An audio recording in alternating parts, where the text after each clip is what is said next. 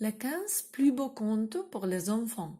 Un livre de Tony Ross. Le petit chaperon rouge. Il était une fois une petite fille très gentille que tout le monde aimait. Sa grand-mère lui fit un beau manteau rouge avec un capuchon, qu'on appelait en ce temps-là un chaperon.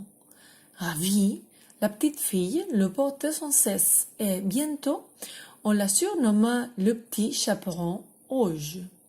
Un jour, sa mère lui dit « Petit chaperon rouge, ta grand-mère a été malade. Porte-lui ces gâteaux pour lui faire plaisir. Dépêche-toi et ne parle à personne en chemin. » Le petit chaperon rouge partit aussitôt et, alors qu'elle marchait dans la forêt, elle rencontra un loup. Le loup avait si faim qu'il eut envie de la manger sur place, mais il n'osa pas, car il entendait des bûcherons non loin de là. Il se contenta de l'arrêter pour lui demander où elle allait.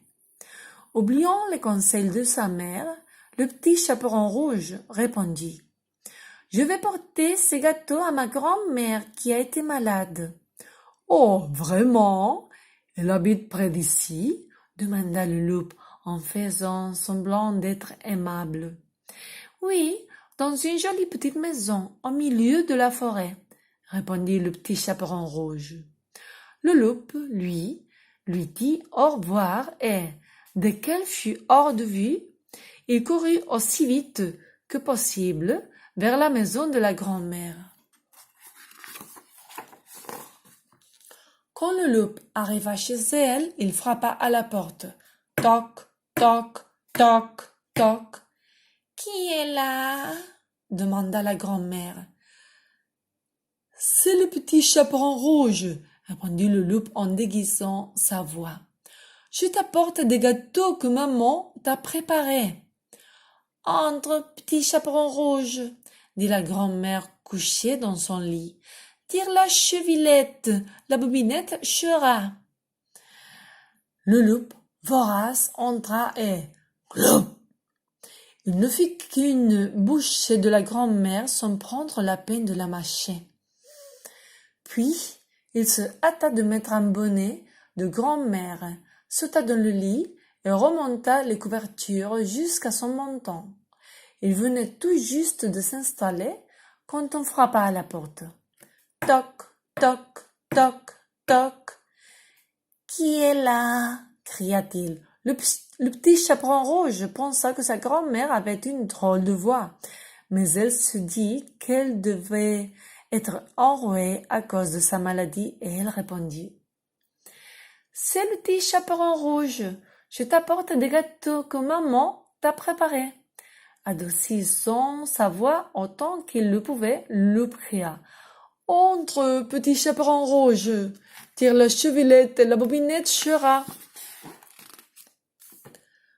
Le petit chaperon rouge entra, mais voyant que sa grand-mère paraissait bizarre, il dit « Grand-mère, que tu as de grandes oreilles. »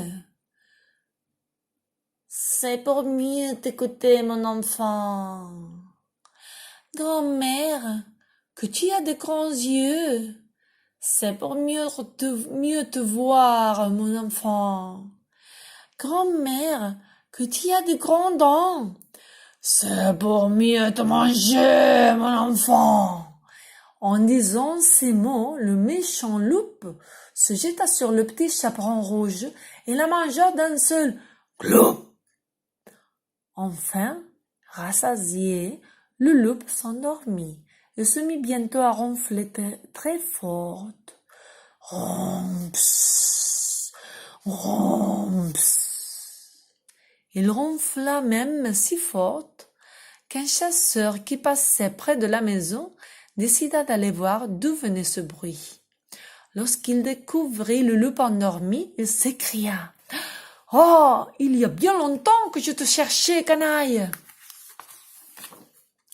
Il trancha la tête du loup et le petit chaperon rouge surgit de son ventre, suivi de sa grand-mère. Tout finit donc très bien. Le chasseur avait tué son loup. La grand-mère mangea les gâteaux et se sentit beaucoup mieux, et le petit chaperon rouge promit de ne plus jamais parler à un loup inconnu. Fin.